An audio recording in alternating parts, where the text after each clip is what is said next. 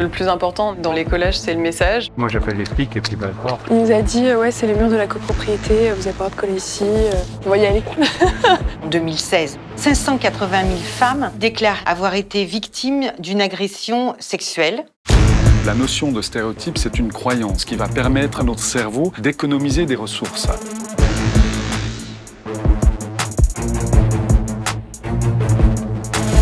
Ce qui est sûr, c'est que les collages, c'est pas un loisir. La désobéissance civile, c'est le fait d'enfreindre la loi pour faire émerger un débat d'utilité publique. Il nous a filmé. N'hésitez pas à faire un maximum de bruit.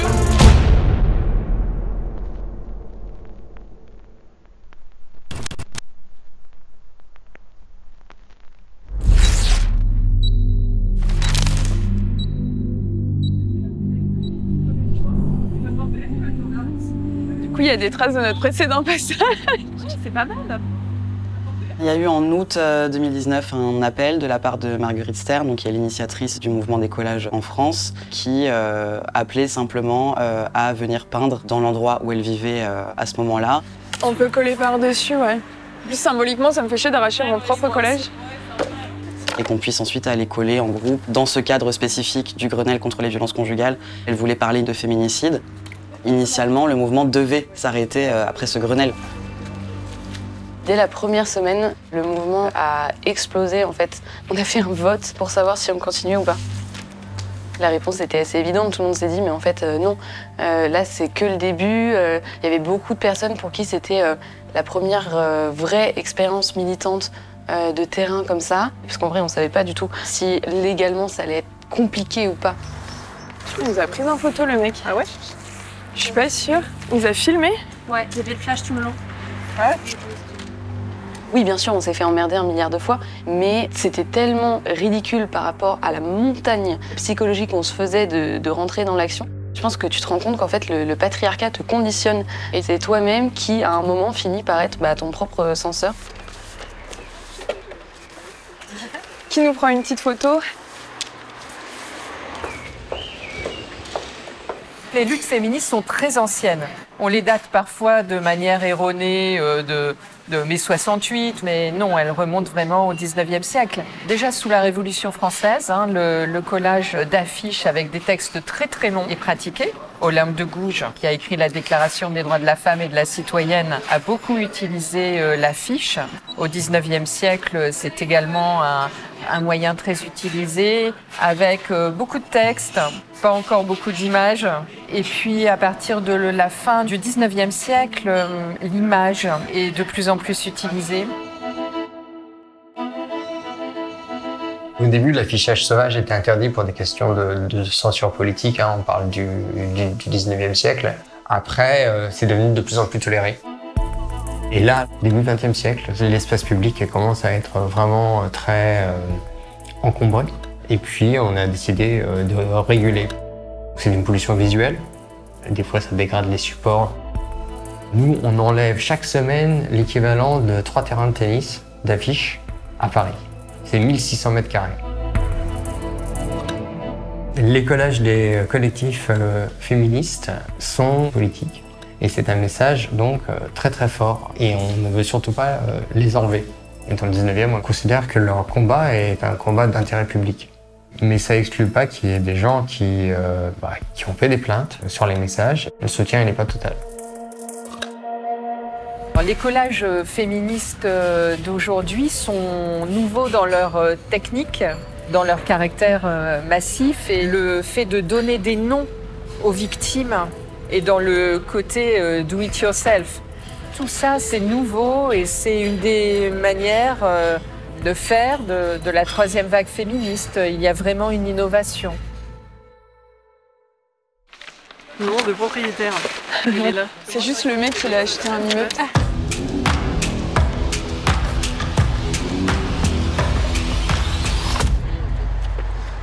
Et en fait, moi, je l'ai vue en pas mal. Bon, elle va tenir de toute façon de bus. Je me suis dit que c'était bien de mettre quand elles étaient assassinées. C'était quand même le propos déjà.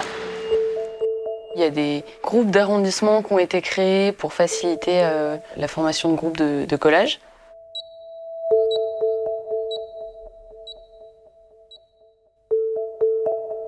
Il y a aussi plein de groupes qui se sont créés, notamment Décolonisons le féminisme, La rue est aux putes, des mouvements par rapport au validisme, qui ont permis le développement de plein de projets derrière assez incroyables en fait.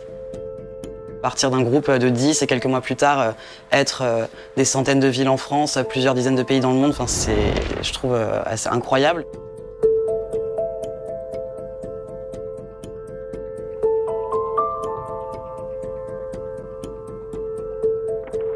Je suis hyper concentrée sur mon mur et sur mon action et du coup je vois pas trop le danger qui pourrait venir de l'extérieur et il faut pas perdre de vue qu'il y a pas mal de gens qui sont quand même hostiles à ce qu'on fait.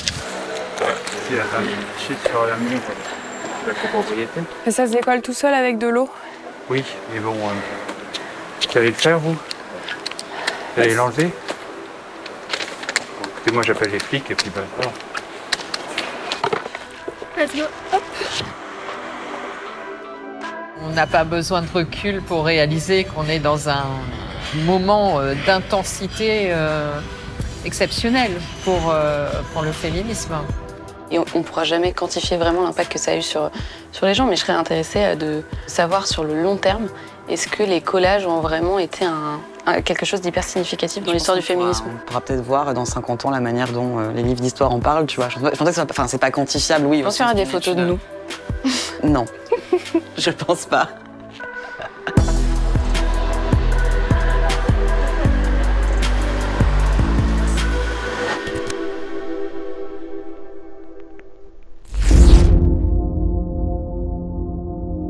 Je m'appelle Agathe, j'ai 43 ans. J'habite à Cachan avec ma fille depuis 11 ans. Je travaille dans le milieu culturel, je suis photographe.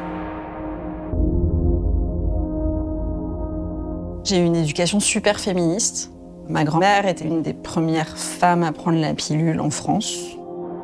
J'étais hyper fière quand j'étais ado et tout ça, mais je me suis rendu compte que je supportais un passé de ce féminisme et qui a été dépassé, en fait. J'ai compris que les mecs de ma famille, oui, ils participaient, mais en fait, ils faisaient ce qui leur plaisait et que les femmes, elles faisaient le reste. Je marchais dans Paris, dans mon quartier, et j'ai vu « Tu n'es pas seule ». J'ai directement ressenti ce que ça voulait dire à l'intérieur de moi et ça m'a vraiment bouleversée. C'était complètement inattendu. C'est là que j'ai découvert les collages pour la première fois. J'en garde vraiment un souvenir assez fort. Très rapidement, je me suis dit, j'ai trop envie de faire ça, mais j'ai pas envie de le faire à Paris ou à Montreuil. J'ai la sensation qu'il y a un truc qui est centralisé, comme toute cette société, vers la capitale, que ce truc des collages, c'est pour les Parisiens, quoi.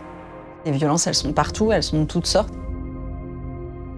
Géographiquement, tous les départements sont touchés.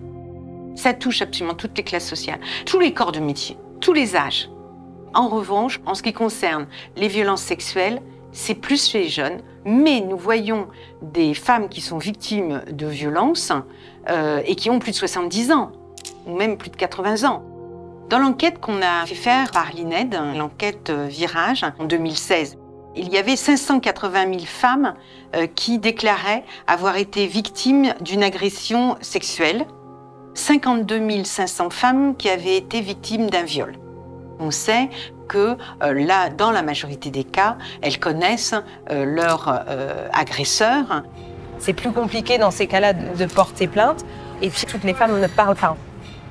En 2019, on a eu 151 féminicides. L'année dernière, on était à 213. On estime qu'il y a environ 250 femmes chaque jour victimes de viol ou tentatives de viol en France. 450 enfants par jour. Sur les violences conjugales, environ 16% des femmes portent plainte. On a 80% des plaintes qui sont classées sans suite. Nous, ça nous fait, entre guillemets, toujours un peu rire quand une femme parle publiquement, qu'on nous dise, en fait, elle ment. À peine 2% sont des faux viols ou des fausses déclarations. Et à l'inverse, vous avez seulement 1% de ces femmes qui vont voir l'auteur être condamné.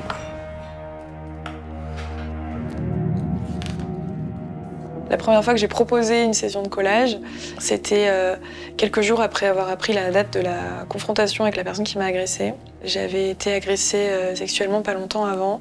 Ça m'a fait un déclic aussi, l'envie de faire quelque chose de plus concret. Je vais plus être dans la passivité à attendre que quelqu'un propose une session. Maintenant, je vais lancer des trucs. La première phrase que j'ai collée, c'était « Prenez nos plaintes ». Il y a différentes formes de violence. Les violences physiques, psychologiques, économiques, les violences au travail. Les violences sexuelles, les violences administratives et enfin tout ce qui est violence gynécologique et obstétricale. Par exemple, tout acte médical du type frottis qui est fait sans le consentement de la patiente, des avortements forcés ou des grossesses imposées également.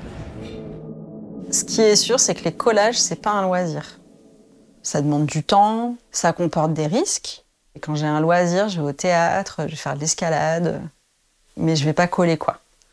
Après, on décide d'y aller, il y a une force, une espèce de truc d'entraide hyper chouette.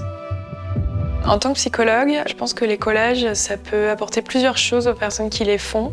Pour moi, c'est thérapeutique dans le sens où c'est faire quelque chose de son vécu, de constructif, montrer son histoire au monde et qui permet aussi de se réapproprier l'espace public, de se donner de l'empowerment. J'espère que les collages permettront d'éveiller un peu certaines consciences et que ça ait des vrais effets sur la société et sur comment on vit les uns avec les autres, quoi, et les unes avec les autres. Mais en tout cas, la question de la désobéissance civile, qu'elle soit avec ou sans violence, elle est une des pierres nécessaires au vrai changement en profondeur.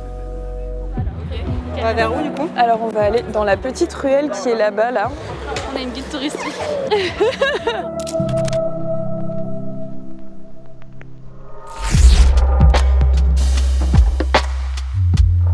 Je m'appelle Jules, j'ai 23 ans. J'ai un souvenir très précis du premier collage que j'ai fait. On était deux et on a été agressés par un vieux monsieur qui nous a dit qu'il fallait pas s'étonner si on se faisait taper. Donc celui-là, je l'ai retenu. Une partie des violences qui peuvent être exercées à l'égard des groupes dominés, c'est de les empêcher de former leur propre récit. Ça contribue à les empêcher de se révolter, en fait, de s'élever contre les injustices qu'ils et elles vivent. Voilà, le vécu d'une personne trans, d'une femme racisée, d'une femme handicapée, ça reste quelque chose qui n'est pas entièrement accessible à une personne qui ne le vit pas. Les collages, c'est une manière de se réapproprier ces récits-là, de dire en fait, ce que j'ai vécu, c'est pas normal. Dans ce qu'on transmet aux nouvelles personnes, la convergence des luttes, c'est un des points principaux, l'horizontalité. On revendiquait une organisation collective qui n'ait pas besoin de se structurer par la hiérarchie. Et la mixité choisie. Notre mouvement accueille les femmes et les minorités de genre. La question, ce n'est pas d'exclure ou d'inclure les hommes cisgenres, c'est vraiment de comprendre comment s'organiser pour répondre au mieux aux besoins des femmes et minorités de genre. Et donc ça, c'est quelque chose qu'on comprend très bien, notamment dans les mouvements ouvriers, puisque historiquement, la classe ouvrière ne s'est pas organisée avec les patrons. Une organisation horizontale, c'est avant tout une organisation qui n'est pas hiérarchique. Donc c'est cette idée que toutes les personnes qui vont être impactées par les décisions de l'organisation doivent prendre part à la formation de ces décisions. L'horizontalité invite celles et ceux finalement qui ont le plus de temps à dédier à l'activité militante à s'y consacrer. Former des nouvelles personnes, c'est quelque chose qui me prend une quinzaine d'heures par semaine en moyenne. En fait, il y a le temps qu'on passe en contact avec les nouvelles personnes. Et après, il y a aussi tout le temps qu'on passe entre nous pour réfléchir à comment on pourrait améliorer nos process. Militer, c'est pas uniquement coller des messages sur les murs, ça se passe aussi dans les repas de famille, avec ses collègues de travail, ses amis, dans son cercle familial. Quand t'es dans un combat comme ça que tu penses être juste, c'est très compliqué de s'arrêter parce que tu te rends compte du travail énorme qu'il y a à faire sur la société pour la changer et la rendre meilleure. Tu vas essayer d'agir jusqu'à repousser tes limites et au bout d'un moment, en fait, tu les atteins. Et là, c'est le burn-out, quoi.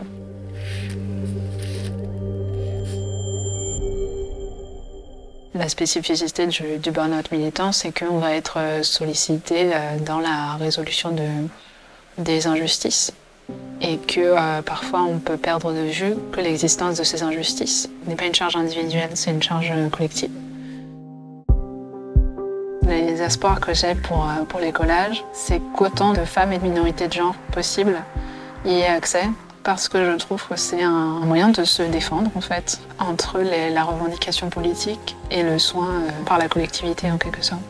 Le soin par le partage d'expérience, par le partage de vécu.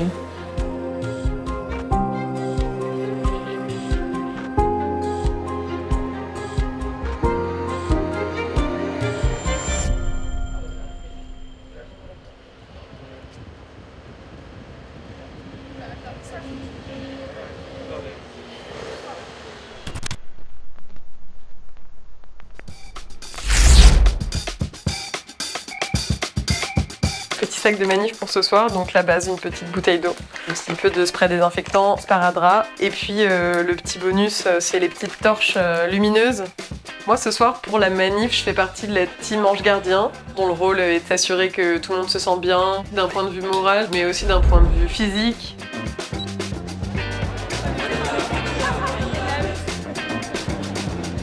Je m'appelle SJ, j'ai 33 ans, je travaille dans l'audiovisuel. J'ai rejoint le collectif de Paris en février 2020. Je me suis rapprochée d'autres personnes qui collaient à Boulogne et puis on a créé ce groupe des collages de Boulogne. Le plus important dans les collages, c'est le message, ce qu'on partage et ce qu'on communique avec l'extérieur. Donc forcément, ça lui confère une importance plus grande en fait. Un mot, ça peut être quelque chose qui est très violent pour une personne. Quand on va faire un collage anti-validiste, on va essayer d'avoir l'avis de personnes en situation de handicap. La priorité, c'est toujours la parole aux concernés, donc les slogans sont rédigés avec les personnes qui le sont. Le jour où tu te retrouves toi-même dans une situation où tu es victime et qu'on te dit, sans te demander plus de détails, juste « je te crois », c'est là que tu prends vraiment conscience du pouvoir et de la puissance de cette phrase-là. Quand on est en fin de cortège, n'hésitez pas à faire un maximum de bruit. Kérosène, c'est pas pour les avions, c'est pour brûler. voleurs et assassins. Le danger en fait de la romantisation de la violence, un acte violent qu'on va qualifier de crime passionnel, c'est qu'on perde en fait de vue la vraie nature de l'acte et qu'on prenne ça pour un acte d'amour qui aurait un peu dérapé quoi. C'est pas du tout de l'amour, quoi.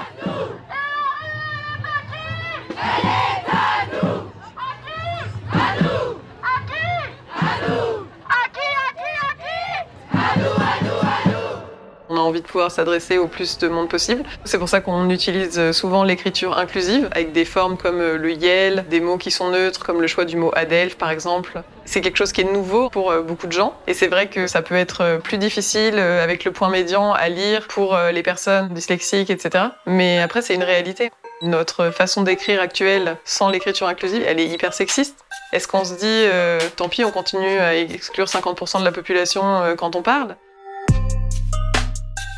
Parmi la majorité des outils d'écriture inclusive, par exemple dans la neutralisation, la reféminisation en utilisant des doublets, il n'y aura probablement pas de problème pour les personnes dyslexiques. Vénère et révolutionnaire, on est des terres. Vénère et révolutionnaire, on est des terres. Vers 2004, j'ai commencé à travailler sur le lien entre langage et représentation du genre. Pour des linguistes, il y a deux formes masculines. Une forme masculine spécifique, masculin égale homme, et une forme qu'on appelle générique, qui peut vouloir dire un sens neutre et le sens mixte. Par exemple, dans un groupe, les spectateurs, il y aurait peut-être un homme et 50 femmes, et peut-être un groupe de personnes non-binaires. Et là, ce qui est assez intéressant, c'est que toute la recherche, depuis 50 ans, montre que le sens masculin égale homme va être activé de manière passive. C'est-à-dire, vous ne pouvez absolument rien faire, ce sera toujours activé et toujours en premier. On peut très bien s'imaginer que ce masculin va nous faire voir le monde, mais de manière erronée. C'est-à-dire qu'on voit un monde où il y a plus d'hommes. En quoi ça va nous influencer ? La notion de stéréotype, c'est une croyance qui va permettre à notre cerveau d'économiser des ressources. Dans les expériences qu'on a faites pour tester cette notion de stéréotype, on propose 14 tours de magie avec une petite vidéo, on voit juste les mains faire le tour. Quand on dit que c'est une femme qui a fait ces tours, les gens trouvent que les tours sont moins bons, alors que c'est exactement le même tour. Les gens vont simplement s'appuyer sur le stéréotype pour juger ici des compétences des personnes qui sont là. L'écriture inclusive ou le langage inclusif ont le même objectif, c'est de démasculiniser la langue, de sortir de l'utilisation du masculin comme valeur par défaut. Notre sang sur vos mains, notre colère dans la rue. Notre sang sur vos mains, notre colère dans la rue. Savoir que derrière ces lettres collées sur des murs, il y a potentiellement des centaines, voire des milliers de personnes dans le monde qui vont coller la nuit, le jour, un peu partout sur les murs des villes. Ça me touche.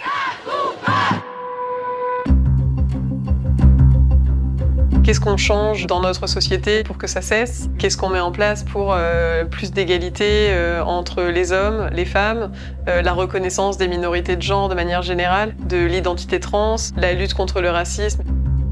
Ce qu'on espère, c'est une prise de conscience collective et aussi des mesures concrètes prises par le gouvernement. Il faut prendre conscience que les collages, c'est un moyen d'action et c'est pas une fin en soi, en fait. Arnaud, prenne-toi, cavale tranquillement, et nous, on meurt dans l'indifférence.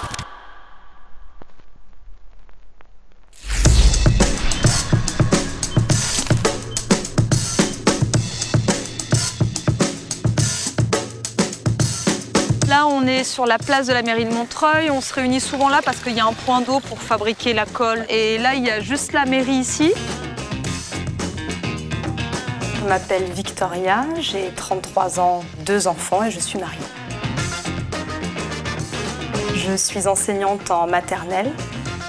Je vois déjà qu'on n'éduque pas les filles et les garçons de la même façon au détriment des filles. La façon dont on amène des jeux, des activités, une façon de parler, une façon de protéger les filles. Elles n'ont pas le droit de grimper aux arbres, elles doivent être dans la sagesse, dans l'écriture, dans le dessin, les garçons dans l'exploration. Et quand il y a une colère, c'est une vraie, on la légitimise et les filles, pas du tout. L'oppression du patriarcat, c'est avoir des sanctions dans ta vie, tous les jours, en tant que femme, en tant que minorité de genre, alors qu'il y a des gens qui ne sont pas sanctionnés par le fait d'exister. Je me fais pas peur là-dessus, nickel. Tu me dis si ça va à la hauteur? La désobéissance civile, c'est le fait d'enfreindre la loi, mais pour faire émerger un débat d'utilité publique. On risque de se faire contrôler par la police, on risque une amende, 135 €.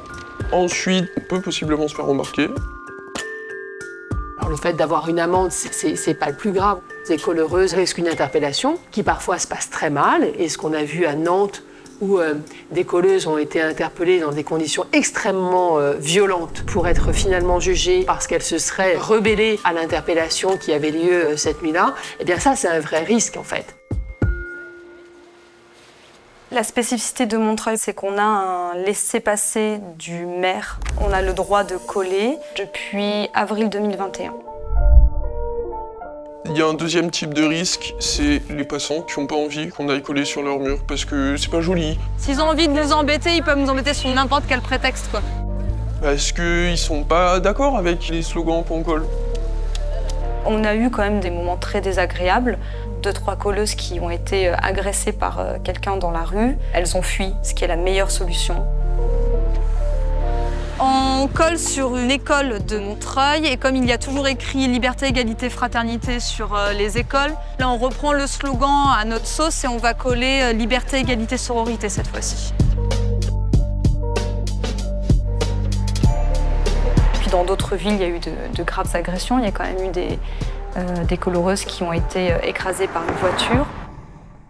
Les faits se sont passés à Montpellier en juillet 2020. Le collage qu'elles étaient en train de faire disait aux victimes qu'elles pouvaient appeler le 3919. C'est franchement pas le collage le plus subversif qui soit. Mais le fait de voir des femmes comme ça dans l'espace public, reprendre possession des murs, revendiquer quelque chose de l'ordre de l'égalité, lui a été absolument insupportable à cet homme-là. Ce qui est intéressant dans ce dossier que j'ai défendu, ça a été que le procureur de la République a fait le choix de considérer que cet individu les a visés parce que ce sont des femmes et des activistes féministes. Et donc il a retenu la circonstance aggravante de choix du genre de la victime. Ça, pour moi, c'était tout à fait nouveau. Ça augmente l'échelle des peines encourues et d'ailleurs, l'individu a été très lourdement sanctionné. Il a été condamné à 4 ans et demi de prison ferme. Hein.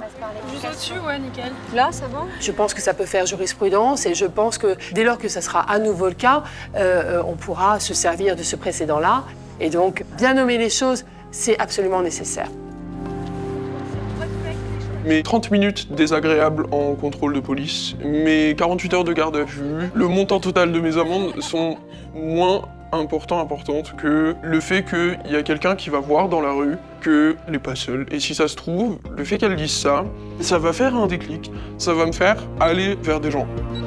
On commence tous et toutes à militer pour soi-même, pour se réparer un peu, pour se dire bah voilà, j'ai vécu quelque chose qui est vraiment pas bien. C'est la porte de sortie pour que moi je me sente mieux et au fur et à mesure, cette porte de sortie, on la propose à d'autres gens. C'est aussi une façon de répondre à tout ce système patriarcal qui nous dit que toutes les violences que l'on subit, ça doit être dans le privé. On doit se taire, on doit le garder pour nous. En fait, non. Ça doit être mis sur la place publique, et notamment dans la rue où tout le monde passe. Depuis que les collages existent, on a l'impression que la rue est à nous. Enfin. Qu'est-ce qu'on fait après ça ?